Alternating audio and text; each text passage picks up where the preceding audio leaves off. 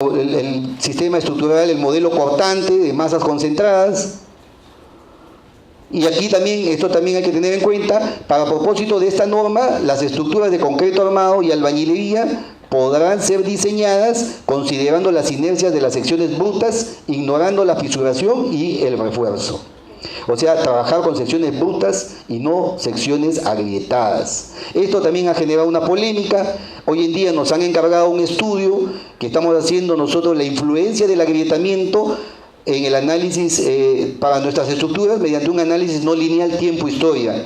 Esto lo estamos haciendo por encargo de Sensico y vamos a ver cómo influye la fisuración en nuestras estructuras. Tenemos pues el sistema rígido, ¿no? El diafragma rígido y los tres grados de libertad, 2 traslacionales y 1 rotacional, ¿no? Se ha mantenido lo mismo, el peso de la edificación también. Procedimiento de análisis sísmico tenemos el análisis estático y el análisis dinámico, ¿no? Y nos ponen acá como nota que el procedimiento de análisis dinámico tiempo-historia podrá utilizarse solo con fines de verificación, pero en ningún caso se ha exigido como sustituto de los procedimientos indicados, o sea, el análisis estático o el análisis dinámico. El análisis estático pueden utilizarlo, este procedimiento, para estructuras regulares o irregulares ubicadas en la zona sísmica 1, o sea, en la selva, ¿no? En la selva. Pero en las demás zonas restringen su uso hasta 30 metros de altura y con muros de albañilería y muros de concreto hasta 15 metros de altura y estructuras regulares. Lo que se hace pues es verdaderamente los dos tipos de análisis, el análisis estático y el análisis dinámico. Los dos tenemos que hacer obligatoriamente. ¿Por qué? Porque tenemos que calcular el cortante basal mínimo.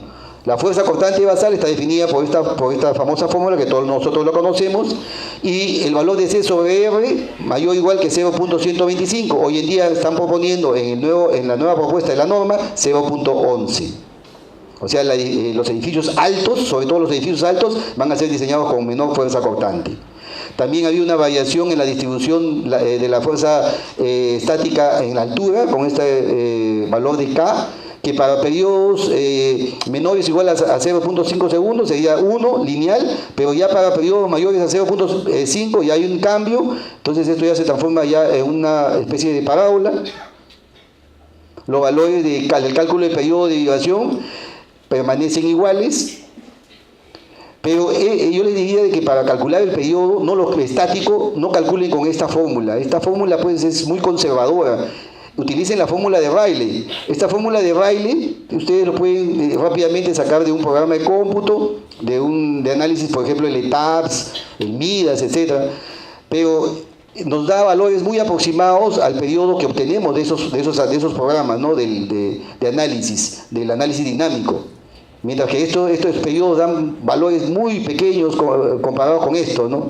Entonces se recomienda utilizar la fórmula de Rayleigh. El cortante mínimo de análisis, bueno, aquí tenemos lo mismo, los valores para calcular el periodo.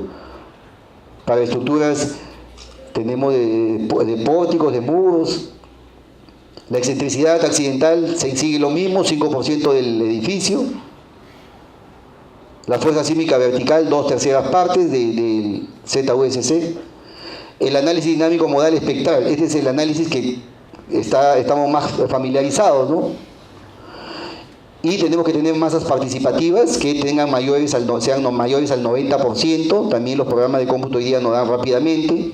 La aceleración espectral, bueno, es los mismos parámetros, pero ya multiplicados por la gravedad. Y la nueva norma del 2017, como les decía, ya está cambiando la forma del espectro, considera los periodos cortos de la estructura. Los criterios de combinación, la combinación cuadrática completa debe ser la principal y alternativamente la que teníamos antes. Anteriormente era la principal y la cuadrática era la alternativa, cuando los errores que se cometían con esto eran muy grandes, ¿no? Felizmente lo han cambiado también. La fuerza cortante mínima. Si tenemos una estructura regular, tenemos que la fuerza cortante del entrepiso del edificio no podrá ser menor que el 80% del valor calculado según el análisis estático. O sea, de todas maneras yo calculo mi fuerza cortante mediante un análisis dinámico de una estructura regular y me sale 70%, yo no puedo utilizar ese cortante dinámico, tengo que escalarlo al mínimo, al 80%. Y si es irregular, tengo que escalarlo al 90% para estructuras. O sea, de todas maneras tengo que hacer ambos análisis, estático y dinámico, ¿no? Y para calcular el periodo y el factor de amplificación, nos mandan calculado según el numeral 4 o 5, o sea, todo el análisis estático. Por eso que le decía que la formulita de Rayleigh es la que tenemos que utilizar para el cálculo del periodo estático. La excentricidad, también lo mismo para el análisis modal espectral, 5%. El análisis tiempo-historia, hoy en día ya el software, la tecnología que tenemos a la mano nos permite pues tener estos análisis rápidamente. Tenemos también debemos de escalar pues estos registros, ¿no? a un espectro de diseño. Existen programas como el Seismosoft que hacen este trabajo, filtran el registro sísmico, lo limpian, después de ahí lo escalan. Es muy versátil este programa. Los modelos del análisis. Hay que tener pues modelos que permitan capturar la esencia de la estructura, ¿no? Los elementos estructurales más importantes. No hay que modelar barandas, pasamanos, ya olvídense eso, coloquen pesos. Hay que modelar solo la estructura los elementos estructurales más importantes. Entonces aquí podemos ver algunos modelitos. El tratamiento de los resultados, cuando hacemos un análisis tiempo-historia, multiplicamos los resultados por 1.25 veces. O sea, si tenemos una deriva de 7 por 1000 para concreto armado, si hago un tiempo-historia, ya sería un poco mayor, 1.5 por 7 por 1000, ¿no? La determinación de los desplazamientos laterales, eso también ha habido un cambio. La actual norma, la vigente, para estructuras regulares, 0.75 del valor de R. Pero para estructuras irregulares, el valor total, R por el desplazamiento. Esto también ha generado polémica. Entonces, en la nueva norma ya se espera el 2017 cambiar, ya no va a ser 1, sino va a ser 0.85. Aquí tenemos los valores límite de distorsiones, para concreto armado 7 por 1000, para acero 1%, para albañilería 5 por 1000, para madera 1%, edificio de concreto armado con modo de utilidad limitada 5 por 1000. Y también acá una nota que no teníamos antes, los límites de distorsión de IVA para estructuras de uso industrial, o sea los galpones. Anteriormente no teníamos estos datos, ¿no? Y teníamos que irnos a unas normas de Chile o normas internacionales para saber cuál es la deriva permisible. Pero ahora nos están poniendo el doble, ¿no? Si yo tengo, por ejemplo, para estructuras de acero, 1 por 1000, para una nave industrial sería, pues, 1%, 2%, ¿no? Separación entre edificios. También acá han habido cambios. Ahora es el 6 por 1000 de la altura. Y esto es algo muy importante. En caso de que no exista la junta sísmica reglamentaria, porque esto sucedía a cada momento, cuando uno se iba a la obra y replanteaba el edificio, se encontraba con la sorpresa de que el vecino no había dejado junta sísmica. Y como la norma decía, sepárate solamente el valor de S medios, separaban solamente ese valor. Y el vecino, su S medio que le correspondía al vecino, no lo tenía. Ahora ya cambió. En el caso no exista juntas de separación sísmica reglamentaria, el edificio deberá separarse de la altura existente, el valor de S medio que le corresponde, más el valor S medio de la estructura vecina. O sea, ya el valor de S total tendría que retirarse, ¿no? Problemas de comportamiento por choque entre edificios, redundancia. Si tenemos este tipo y sucede muy frecuentemente, ¿no? Solamente 2 líneas de defensa. Si falla uno, ya colapsa el edificio. Y estos elementos hay que diseñarlos, pues si toman más, acá van a tomar, lógicamente, van a tomar 50% del corte cada uno. Entonces hay que diseñarlos con 125% de la fuerza que le corresponde. También para el caso de la verificación de la resistencia última, nuestra norma nos manda pues a la norma la ACSI del 41 para para calcular la curva de capacidad de la estructura, ¿no? El pushover. En los elementos no estructurales, también aquí podemos ver una gráfica de los elementos no estructurales, ¿no? Los profesionales que elaboren los diferentes proyectos serán responsables de proveer a los elementos no estructurales la adecuada resistencia y rigidez lateral de los edificios. Y la fórmula que nos presenta para la fuerza de diseño es la aceleración de ese piso dividido entre la gravedad multiplicado por un coeficiente y por el peso del elemento no estructural. Pero también podemos utilizar la fuerza del piso entre el peso de ese piso multiplicado por los mismos coeficientes.